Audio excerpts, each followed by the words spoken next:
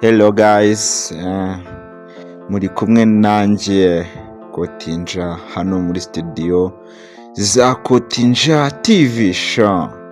Uyu munsi tugiye kuganira ku buryo education ari planka. Ni ukuvuga ngo education ni planka yashyizweho n'abazungu kugira ngo bayobye rubanda bagume twiga ibintu bimwe bashyize mu bitabo byabo kugira ngo bakomeze babashe kudukoloniza no kwigarurira imitekerereze ya muntu. Abanyabwenge benshi bavuga neza cyane yuko nta burezi bubaho, uburezi nyaburezi ari byo abantu bakunze kwitiranya n'ubwenge.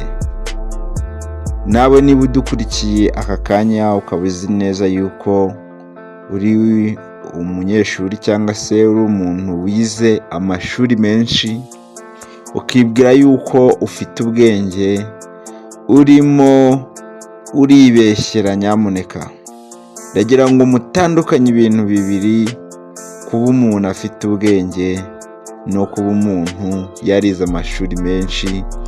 Ni ibintu bibiri bitandukanye. Hari umufilozofe yavuze ko ngo abanyabwenge benshi ari bo njiji. Ni ukuvuga ngo mu banyabwenge niho harimo ibigoryi byinshi.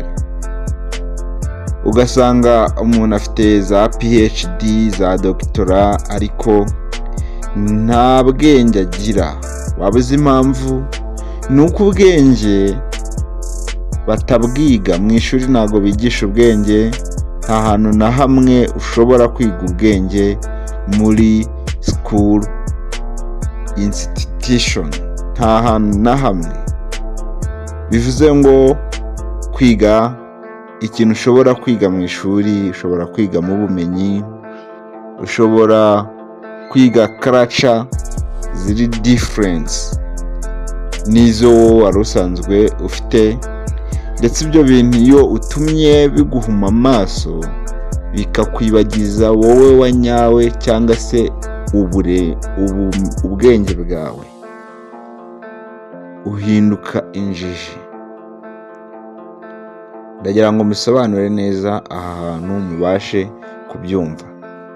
Ubwenge barabuvukana, is innate. Umuntu avuka bufite. Innate is something that individual born with it. Ni ukuvuga ngo wowe iyo uvutse uri ikigoryi nta bwenge ufite, warangiza ugashaka gukura ngo ukurire mu mashuri, urinda upfa uri ikigoryi. Iyo ushaka kugira ubwenge, waravutse nta bwenge ufite, cyangwa se ushaka kongera ubwenge bwawe, wegera abanyabwenge bakakuvungurira ku bwenge bwabo, nibwo uba umunyabwenge.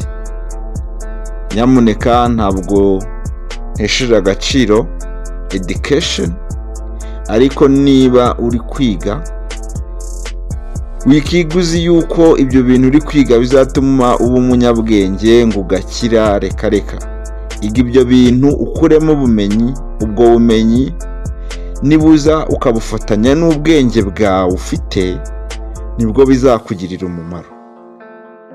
Ubwo rero ubutaha ndaza gukora part 2 kuko ntabwo nshaka gukora ikiganiro kirekire, mbasobanurira neza uburyo ki abantu bize cyane kuri iyi si aribo bantu ba mbere b'injiji. Nibo bantu ba mbere b'injiji, abantu bize bakigarurirwa n'amashuri kuruta uko bamenya ubwenge bwabo bwo hanze. Ciao.